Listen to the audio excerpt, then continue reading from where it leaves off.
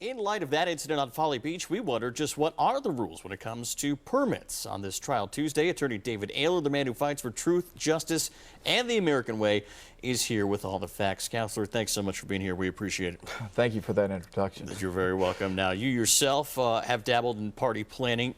You know the permit process. What do people say if you want to throw a party or some kind of event? What do they need to do to be safe? Well, first thing they need to do, particularly in like a permit situation that may be a little bit different than the norm, for instance, like in a public place like a beach or a park or something like that, is contact the local city hall. For instance, in this Folly Beach situation, these folks allegedly claimed that they did contact the city of Folly Beach and they were told they didn't need a permit. However, it appears that they would have needed a permit for sort of the gathering that they had.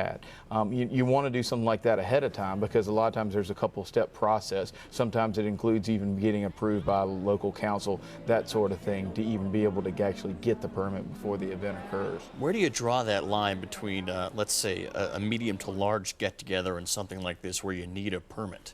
Well, I think a lot of it has to do with, one, whether or not people are going to be giving any kind of products away and or selling products. It's not always just the business side of it in the sense that, you have something you're trying to make a profit off of. Sometimes it may be that you're just promoting something, giving something away or giving t-shirts away that has the logo of something. And so that also can be considered, a business type of event, even though it's not that you're doing it for profit.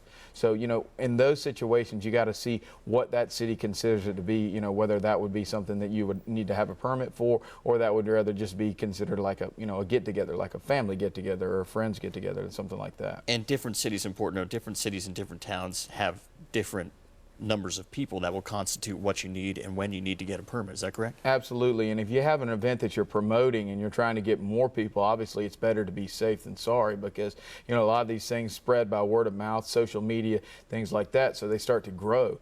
People, especially in a public place, just see an event going on, so they start to really just kind of gravitate towards it. So maybe something that you initially didn't think was going to be the size that would need a permit, maybe in this situation like at Folly, becomes something that would actually have been definitely something that would have been considered an event. Let's take it back to a little bit earlier in this. Why do towns need permits like this? Is it so they can get adequate public safety and people responsible for cleaning up in place? Well, one is to have somebody responsible for the event, somebody that's the key person that's connected to the actual event. So they'll know who to go to related to things like who's running the event, if there's going to be music or there's going to be some sort of refreshments, that sort of thing, but also related to the trash and things like that, but also so that the city themselves can prepare related to event staff, extra police, things like that.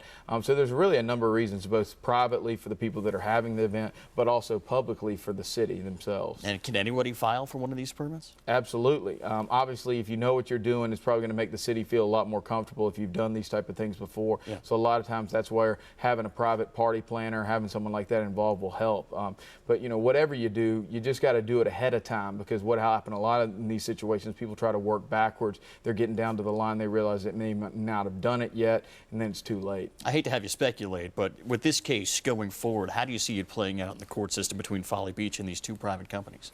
Well, I think it's going to be interesting to just see exactly what Folly Beach is going to claim that they didn't do and what they're going to be able to allege and then show that they attempted to do. And that'll be really where the case lies. All right, David Aylor, thank you so much for your Thanks time for and advice. We appreciate it. All right, next up on Low Country Live, Amanda Rosen gives us some advice on what to wear for summer family reunions, and milk does a body good inside and out. You're looking at clothing, clothing actually made out of milk. See how it's done next.